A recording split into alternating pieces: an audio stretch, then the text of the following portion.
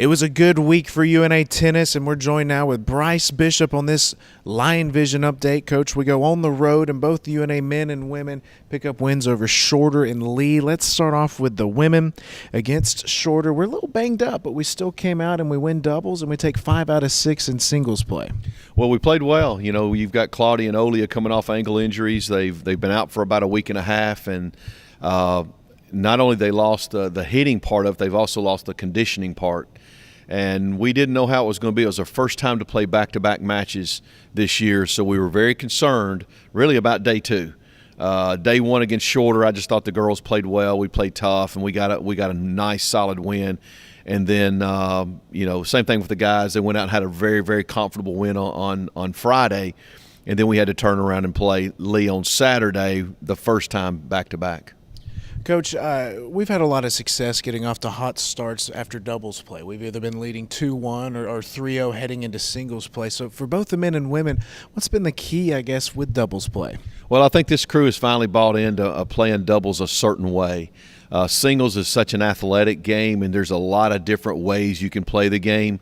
But the successful teams, there's certain tendencies that they do. You know, a high first serve percentage, a lot of cross-court balls, a lot of movement.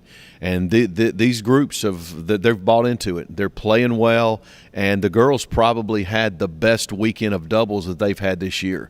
The sweep against Lee on Saturday was very, very impressive.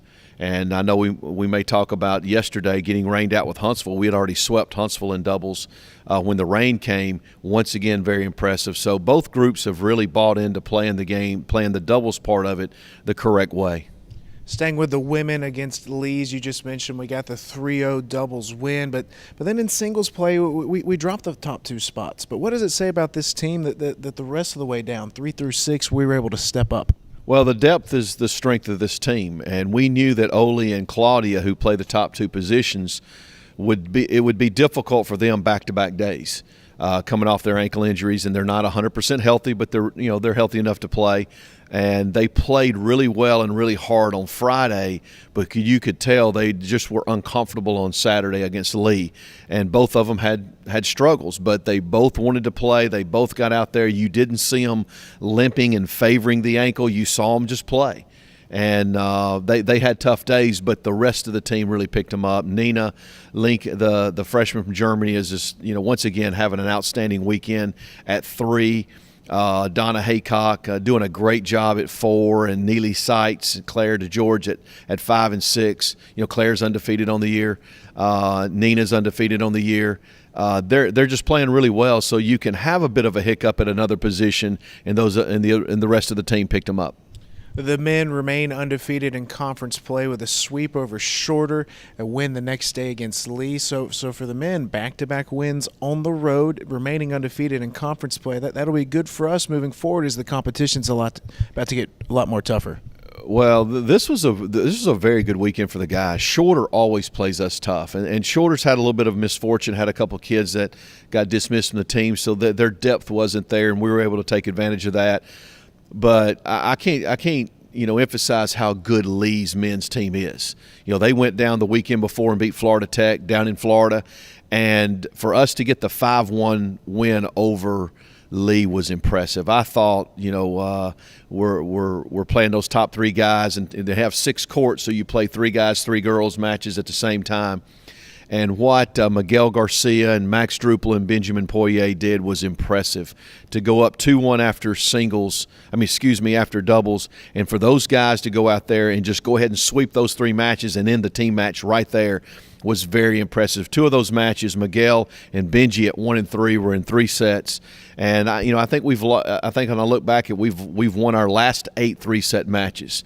So I think a little bit of credit has to go to Steve Herring and our weight coaches, our weight program. I think just the toughness that it's creating has really been beneficial for us.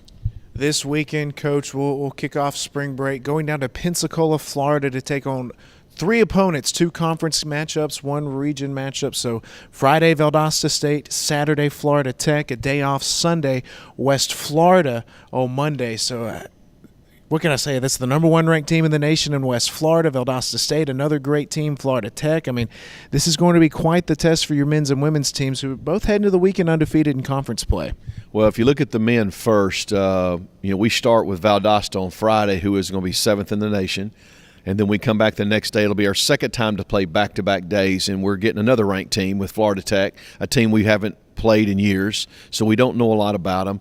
And then we take a day off and come back with the number one team in the nation. So going to be, that's a lot to bite off going into this weekend. But once again, if you want to play at the highest level, you have to play the highest level teams, and that's what we're doing. And we've been fortunate. We're playing extremely tough. We can play a little better, but I think the toughness that we're showing has really paid off. And then on the girls' side, you're talking about 2 top 10 teams with Valdosta and West Florida, and another ranked team, a lower-ranked team with Florida Tech. So it's not going to be easy for either program. On the other hand, the goals that you have about making it to regionals, these are the teams that you have to play and beat to be able to get there. So we're really looking forward to this weekend. A huge weekend for UNA Tennis. Keep up with the action on Twitter by following UNA Tennis or UNA Athletics, and visit RoarLions.com to keep up with all things UNA Athletics.